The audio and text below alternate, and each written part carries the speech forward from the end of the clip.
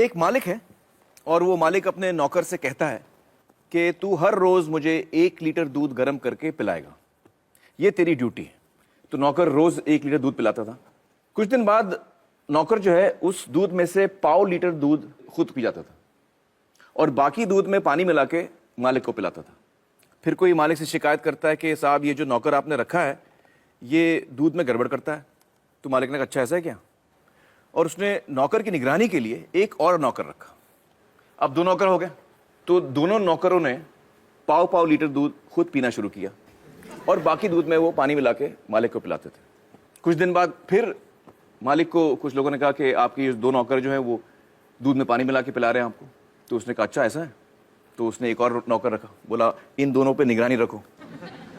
अब 3 नौकर हो गए, तो तीनों 1/4 लीटर दूध पीते थे, मालिक को 1/4 लीटर दूध में पानी मिला के पिलाते थे। मालिक की तबीयत भी थोड़ी कमजोर होने लगी, थोड़ा वीक हो गया वो। फिर किसी ने कहा कि आपका स्वास्थ्य बड़ा गड़बड़ हो गया है, आप तो बहुत कमजोर होते जा रहे हैं, ये नौकर आपके बड़ा गड़बड़ कर रहे हैं। तो उसने बोला अच्छा ऐसा हो रहा है क्या। तो उसने एक और नौकर रखा, बोला इन तीनों पे निगरानी रखो कि ऐसा ना हो। अब जब 4 नौकर रख लिए तो दूध तो 1 ही लीटर था। थोड़े दिन ठीक मिला, फिर चारों नौकर मिल गए और दूध पीने लग गए। अब मालिक को क्या पिलाएं। तो वो क्या करते थे कि जब मालिक सो जाता था तो जो दूध पे थोड़ी मलाई जमती है ना ऊपर, वो मलाई लेके मालिक की मूंछ पे लगा देते थे। सुबह मालिक उठ के कहते कि बड़ी भूख लग रही है, तुम लोगों ने रात को दूध नहीं पिलाया। तो कहते नहीं नहीं मालिक पिलाया, आपका हाजमा खराब है, आपकी तबीयत ठीक नहीं है। वो कहता क्यों कैसे। और फिर वो मालिक को आईना दिखाते, कहते ये देखिए साहब अभी भी प्रूफ है। कौन सा प्रूफ है, आपके मूंछ पे देखिए मलाई जमी हुई है। तो अब मुझे बताइए दोस्तों कि ये कहानी है या हकीकत। हकीकत है। तो इसमें मालिक कौन है और नौकर कौन है। हाँ आप बताइए। इसमें मालिक जो है जनता है और नौकर जो है वो सरकार है। हाँ बिल्कुल सही पहचाना आपने। आप लोगों ने भी ये बात पहचान ली थी। दोस्तों अब मुझे बताइए कि ये जो बड़े बड़े घोटाले होते हैं देश में और जो पैसा लूटा जाता है वो किसका पैसा जाता है। हाँ हाँ आप बताइए।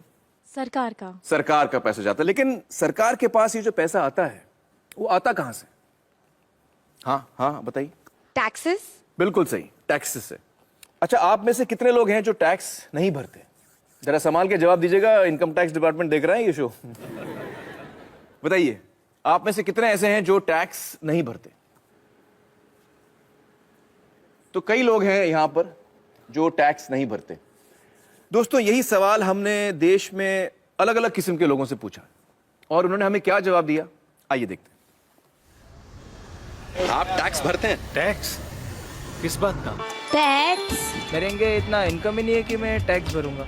यहाँ कमाने खाने को तो पूरा नहीं पेट भरता, कहाँ से टैक्स भरूंगा साहब। टैक्स इतनी कमाई नहीं होती, टैक्स कहाँ से दूंगा। बैंड वाले हमको क्या पता है कि टैक्स क्या होता है। किसका टैक्स है ये? आप टैक्स भरते हैं? किस चीज का टैक्स मतलब। हम टैक्स नहीं भरते। सर ड्राइवर आदमी हो, 10,000 का नौकरी कर रहे हो, उसमें टैक्स क्या भरे। क्या आप लोग टैक्स भरते हैं। नहीं नहीं काय का भरते टैक्स नहीं भरते। हम छोटे आदमी लोग नहीं भर पाएंगे, नहीं भरते। अरे पैसा ही नहीं तो टैक्स काहे को भरूंगा। नहीं टैक्स वैक्स मेरे को मालूम नहीं उसके बारे में। टैक्स में नहीं भरता। नहीं टैक्स फिलहाल नहीं भरता हूँ। हम नहीं भरते। नहीं नहीं नहीं नहीं नहीं नहीं।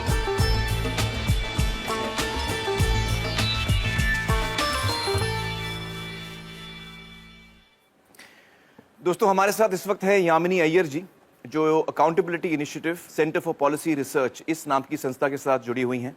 यामिनी जी बहुत बहुत शुक्रिया हमारे साथ जुड़ने का। मुझे बताइए कि इन सारे लोगों का कहना है कि ये टैक्स नहीं भरते, ये बात कितनी सही है कितनी गलत है। बिल्कुल गलत। इस वीडियो में सारे लोगों ने टैक्स भरा है। कैसे। आमिर आप मुझे एक बात बताइए, आपके पास मोबाइल फोन तो होगा। जी। खरीदा था खुद। नहीं मैंने मैनेजर ने लिया था मेरे लिए। हाँ। यहाँ पे किसी ने तो अपना मोबाइल फोन खरीदा होगा। मोबाइल फोन के जो बक्से के पीछे वो पर्ची है उसको ध्यान से देखा था।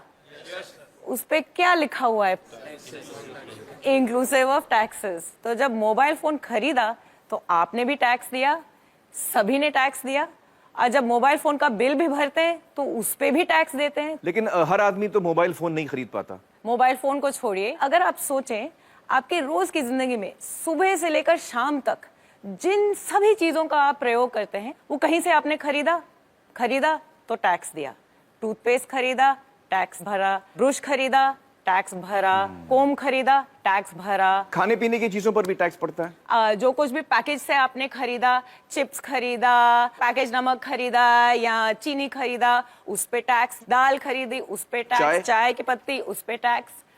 तो हर चीज पे टैक्स लगता ही है। जब सभी ने कहा यहाँ पे कि उन्होंने टैक्स नहीं भरा, उनके मन में एक ही सोच था, मेरी आमदनी नहीं है या शायद कम है, जिसकी वजह से मैंने अपना इनकम टैक्स नहीं भरा। बट असल में दो टाइप के टैक्स होते हैं, एक डायरेक्ट टैक्स जिसका एक उदाहरण है हमारा इनकम टैक्स, और दूसरा इनडायरेक्ट टैक्स। और अगर इन आंकड़ों को ध्यान से देखोगे तो पता लगेगा कि ये जो 1/3 टैक्स केवल ही वो है जो हमारी डायरेक्टली इनकम टैक्स वगैरह से सरकार में आपका पैसा पहुंचता है। जी जी जी। बाकी जो टैक्स है, जो बड़ा हिस्सा है वो अपने इनडायरेक्ट टैक्स से आता है। जो चीजें हम खरीदते हैं सबसे ज्यादा वहां से आता तो है। 2/3 वहां से आता है। बिल्कुल, सुबह से लेकर शाम तक टैक्स भरते रहते हैं हम। तो इसका मतलब ये हुआ कि हर हिंदुस्तानी, चाहे वो गरीब आदमी हो अमीर आदमी हो, टैक्स भरता है। बहुत बहुत शुक्रिया यामिनी जी हमसे बातचीत करने का। Thank you so much. Thank you. तो दोस्तों अब मैं दोबारा आपसे पूछना चाहता हूं कि जब देश में कोई घोटाला होता है और कोई भ्रष्ट नेता या भ्रष्ट अधिकारी सरकार का पैसा लूटता है तो वो असल में किसका पैसा होता है? हम सब का पैसा जाता है, हम सब का जाता है। बिल्कुल सही। मुझे अक्सर ताज्जुब होता है दोस्तों कि जब भी कोई घोटाले की खबर आती है तो मैं देखता हूं कि लोग बड़ा मजा लेकर उसकी बातें करते हैं, हंसते भी हैं कि यार वो 10,000 करोड़ उड़ा के ले गया, कोई 20,000 करोड़ उड़ा के ले गया। इस दफा जब आप कोई घोटाले की खबर पढ़ें तो ये जानकर पढ़ें कि किसी ने हमारे रोज की मेहनत की कमाई का पैसा लूटा है। अच्छा मुझे बताइए कि यहां पर कौन कौन है जिनकी पर्सनल वेल्थ यानी खुद की संपत्ति 10 लाख से ज्यादा है? आप हैं 1 2 3 4 5 6 लोग हैं। तो बहुत ही कम लोग हैं यहां जिनको लगता है कि उनकी संपत्ति 10 लाख से ज्यादा है। चलिए दोस्तों अब हम अपने अगले मेहमान से मिलते हैं, श्री शुभ्रत दास, जो centre for budget and governance accountability इस नाम की संस्था के साथ काम करते हैं। आइए शुभ्रत जी। हमने शुभ्रत जी को जिम्मेदारी दी थी कि ये हमें बताएं कि हमारे देश की संपत्ति यानी हमारी नेशनल वेल्थ कितनी है। बताइए शुभ्रत जी, आपके खोज में क्या सामने आया? आमिर, आपने हमें समय बहुत कम दिया, इसलिए ये आकलन हम लोग पूरा तो नहीं कर पाए हैं। जी। फिर भी 2 बड़े चीज़ों का आकलन हमने किया है। जी। एक है हाइड्रोकार्बन रिजर्व्स, जी, जिसमें आता है क्रूड ऑयल, नेचुरल गैस, कोल और लिग्नाइट, मतलब कच्चा तेल, कोयला वगैरह। और दूसरा है अदर मिनरल रिसोर्सेज, मतलब खनिज भंडार। कुछ 84-85 अलग अलग तरह के मिनरल रिसोर्सेज हैं, जिसका लगभग आधा हम लोगों ने इस एस्टिमेशन में कवर कर लिया है। आधा ही किया आपने? जी। मतलब जो मैंने आपको काम दिया था वो आप पूरा नहीं कर पाए? उतना ही डेटा मिल रहा है। मैं समझ सकता हूं, मजाक कर रहा हूं मैं। पूरे देश की संपत्ति का अंदाजा लगाने चलें तो उसमें बहुत वक्त लग सकता है। बिल्कुल सही कह रहे हैं आप। और इस वक्त में आप सिर्फ 1.5 चीजों का अंदाजा लगा पाए। बिल्कुल। तो आपके इस अंदाजे में क्या सामने आया? आंकड़ा क्या है आप मुझे बताइए। मैं यहाँ आंकड़ा पर लिखूंगा। काफी बड़ा है, 5,000। 5,000 उससे लिखता हूं। शुरू कीजिए। अब मैं जब तक आपको ना रोकूं आप उसमें और 0 ऐड करते जाइए। जब तक ना रोकें आप? जी। अच्छा,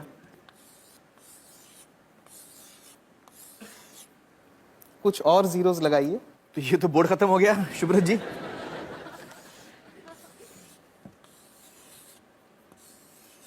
और लगाइए। और लगाओ जी,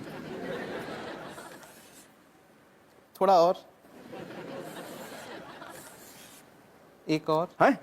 एक और। आप सच कह रहे हैं? जी, बस एक और। एक और? जी, एक और लगा दीजिए बस। तो ये कितना बड़ा आंकड़ा है मुझे बताइए आप। ये है 5,000 लाख करोड़ रुपए। 5,000 लाख? 5,000 लाख करोड़ रुपए? 5,000 लाख करोड़ रुपए। मुझे अभी तक समझ में नहीं आ रही है कितना बड़ा फिगर है। अच्छा हमें बताइए कि हमारे देश की जो आबादी है वो करीबन 120 करोड़ की है। तो अगर हम इस आंकड़े को 120 करोड़ लोगों में बांटें तो उसका मूल्य कितना होता है? 40 लाख रुपए। 40 लाख। जी। तो इस वक्त हम आराम से कह सकते हैं कि हम सब 40 लाख के मालिक हैं अपनी अपनी जगह पर, जब हमने सिर्फ 1.5 चीजों का अंदाजा लगाया। चलिए, बहुत बहुत शुक्रिया शुभ्रत जी, हमसे बातचीत करने का। Thank you so much. दोस्तों, शुभ्रत, अब आप समझ रहे हैं कि आपकी, हम सब की संपत्ति कम से कम 40 लाख है, और 40 लाख तो सिर्फ 2 बल्कि 1.5 चीजों के अंदाजे पे। अगर हम देश भर की संपत्ति का अंदाजा लगाएं, जिसमें करोड़ों एकड़ जमीन है सरकार के हाथ में, पब्लिक सेक्टर की जो कंपनीज हैं, स्पेक्ट्रम है, और भी बहुत सारी चीजें हैं, इन सब का अगर हम अंदाजा लगाएं, तो मैं इकोनॉमिस्ट तो नहीं हूं, लेकिन हो सकता है कि हम सब इस देश में करोड़पति हों। बच्चा, बूढ़ा, हर इंसान, हम सब करोड़पति हैं। दोस्तों, अब हमें समझ में आ गया कि हमारा देश गरीब तो नहीं है, लेकिन फिर भी जनता इतनी बदहाली में क्यों है? आइए इसका जवाब ढूंढने की कोशिश करते हैं। हिंदुस्तान की धरती को तरह तरह के कुदरती खजानों का वरदान मिला है। हमारी धरती के अंदर ऐसी कीमती प्राकृतिक संपदा छिपी है जो हम सबकी साझी है। लेकिन जहां हमें एक ओर ये वरदान मिला है, वहीं दूसरी ओर जनता के इस खजाने को कुछ गिने चुने लोग और उनकी निजी कंपनियां लूट रही हैं। इसकी एक शर्मनाक मिसाल कर्नाटक के बेल्लारी में सामने आई। प्राकृतिक संपदा से समृद्ध दक्षिण भारत के इस खूबसूरत इलाके का आज ये हश्र कर दिया गया है। बेल्लारी के पहाड़ों से बेहतरीन क्वालिटी का कच्चा लोहा निकलता था। कुछ प्राइवेट कंपनियों ने अवैध तरीके से खनन का पूरा कारोबार अपने हाथों में ले लिया। मुनाफा बढ़ाने के लिए कई गैर कानूनी हथकंडे अपनाए गए। इस घोटाले की जांच कर्नाटक के तत्कालीन लोकायुक्त जस्टिस संतोष हेगड़े ने की। उनकी जांच में यह बात निकलकर सामने आई कि किस तरह से देश की संपत्ति को लूटा गया। कहीं प्रतिबंधित इलाकों में खनन हुआ, कहीं बिना अनुमति के जंगलों को उजाड़ दिया गया, और कहीं तय सीमा से कहीं ज्यादा खनन किया गया। उनकी रिपोर्ट के अनुसार इस घोटाले से जो नुकसान देश को हुआ, उसकी कीमत है 16,000 करोड़ रुपए। सार्वजनिक संपत्ति को निजी स्वार्थ के लिए हड़पने के इस तरह के कई मामलों को काफी नजदीक से देखा है जस्टिस संतोष हेगड़े ने। Thank you so much for joining us justice Hegde. Sir, आपने हमारे देश के एक बहुत बड़े घोटाले की जांच की है, जो बेल्लारी माइनिंग स्कैम के नाम से जाना जाता है। आपकी तहकीकात में क्या सामने आया? जिस तरीके से वहाँ हमारे देश के प्राकृतिक संसाधनों की लूट हुई, जो असल में नागरिकों की संपत्ति है, वो विश्वास के परे है। उनके दिमाग में सिर्फ एक ही चीज थी, पैसा बनाना किसी भी कीमत पर। सरकार को जो पैसा उस वक्त हर एक मैट्रिक टन के खनन के लिए दिया जा रहा था, वो था सिर्फ 27 रुपए प्रति टन। और उसी एक टन के लिए एक्सपोर्टर्स माल कहाँ भेज रहे हैं, कितनी दूर भेज रहे हैं, उसके हिसाब से 6 से 7 हजार रुपए कमा रहे थे। ओ बाप रे। जब वो लोग इस काम में उतरे, तब कुछ नहीं था उनके पास, पर देखते ही देखते 2-2, 3-3 हेलीकॉप्टर, हवाई जहाज, उनके उड़ने के लिए रनवे, सब कुछ बना लिया उन्होंने। सोने के सिंहासन बना लिए उन्होंने अपने लिए। मैंने जो अपनी रिपोर्ट दी थी, उसमें क्या सामने आया कि कर्नाटक के 3 मुख्यमंत्री दोषी पाए गए। उसमें वो मुख्यमंत्री भी शामिल थे जो उस वक्त सत्ता में थे। 9 और मंत्री भी दोषी पाए गए थे। उसके अलावा 797 अधिकारी, जिसमें 14 IAS अफसर थे, कर्नाटक एडमिनिस्ट्रेटिव सर्विस के अफसर थे, और कई और विभागों के अफसर, सब शामिल थे। मतलब लगभग पूरा प्रशासन इसमें शामिल था। मुझे लगता है कि हम सब के लिए एक बात समझना बहुत जरूरी है, खासतौर से जो नौजवान यहाँ बैठे हैं, कि जिस तरफ हम जा रहे हैं, अगर हम इस बर्बादी को यहीं नहीं रोकेंगे, इस पर अंकुश नहीं लगाएंगे, तो हम बहुत मुश्किल में फंस जाएंगे। देखिए, 1950 के दशक में एक घोटाला हुआ था, जीप स्कैम। उसमें देश को 52 लाख रुपयों का नुकसान हुआ। उस वक्त के हिसाब से एक बड़ी रकम थी, पर फिर भी आप देखिए कि 52 लाख में कितने जीरो होते हैं। और भी कई घोटाले थे। LIC में मुंद्रा घोटाला, भारत बैंक का डालमिया घोटाला, नगर वाला स्कैम सेंट्रल बैंक में। हर साल घोटाले होते थे। सोचने वाली बात यह भी है कि सब घोटाले तो बाहर भी नहीं आते हैं। 100 में से कोई 1 या 2 ही जनता के सामने आ पाते हैं। अब 2010 पे आते हैं। कॉमनवेल्थ गेम्स, 70,000 करोड़ का घोटाला। 2G scam, 1,76,000 crore. 2012 पे आइए, कोलगेट घोटाला, 1,86,000 करोड़। अगर 1,86,000 करोड़ रुपए का एक घोटाला होता है, तो देश की अर्थव्यवस्था पर क्या असर होगा, आप अंदाजा लगा सकते हैं। 1987 में देश के प्रधानमंत्री ने क्या कहा था, वो याद कीजिए। स्वर्गीय राजीव गांधी ने कहा था कि सरकार 1 रुपया गरीबों के लिए खर्चती है तो उसमें से सिर्फ 15 पैसे ही उन तक पहुंचते हैं। कुछ वक्त पहले कर्नाटक में हमने पढ़ा कि गरीबों को 1 रुपए किलो चावल देने की घोषणा हुई है, जिसके लिए सरकार एक मोटी रकम खर्च कर रही है। कुछ हफ्ते ही बीते थे कि अखबारों में ये रिपोर्ट्स आनी शुरू हो गईं कि जो पैसा गरीबों को 1 रुपए के हिसाब से चावल देने के लिए खर्चा जा रहा है, उससे जो चावल खरीदा जाता है वो या तो एकदम सड़ा हुआ होता है, या जहां अच्छे चावल की खरीद हुई है वहां उसे गोदामों से चुरा चुरा के प्राइवेट लोगों को दे दिया गया है। इस तरीके से पैसे की लूट हो रही है। कैसे बच पाएंगे हम?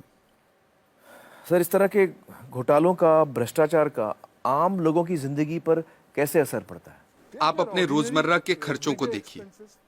पिछले साल के मुकाबले इस साल कितनी महंगाई है, क्योंकि जो पैसा देश के विकास के लिए रखा गया है, जिसे देश की प्रगति के लिए इस्तेमाल में लाना चाहिए, वो पैसा 85% चुरा लिया जाता है। देश के प्रधानमंत्री ने कहा था, मैं नहीं कह रहा, मेरे अंदाजे से तो अगर 1988 में 1 रुपए में 15 पैसे ही सही जगह पर पहुंचते थे, तो आज 5 रुपयों में से 15 पैसे पहुंचेंगे।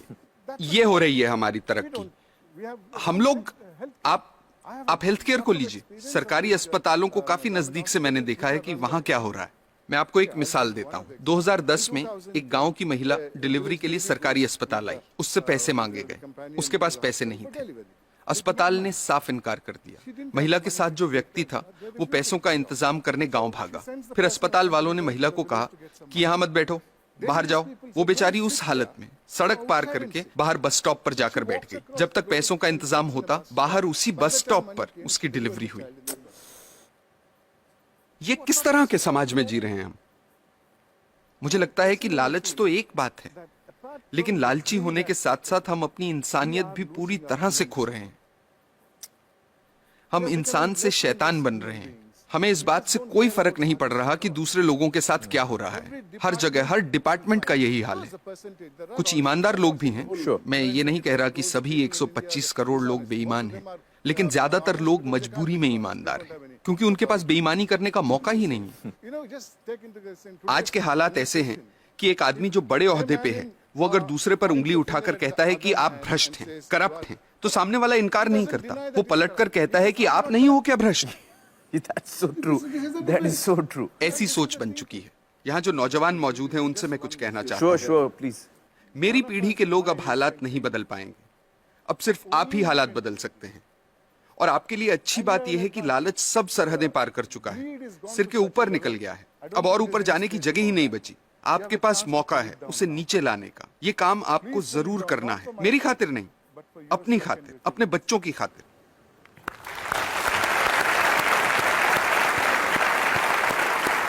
सर, हमें सख्त जरूरत है आप जैसे लोगों की जो हमारे लोकतंत्र को बचा के रख सकें। बहुत बहुत शुक्रिया हमारे साथ बातचीत करने का। Thank you so much sir. दोस्तों, सोचने की बात है कि जिनके हाथों में हम अपनी संपत्ति की चाबी दे रहे हैं, वो हमारी संपत्ति को कैसे लूट रहे हैं। आपको याद होगा मेरी मालिक और नौकर वाली कहानी।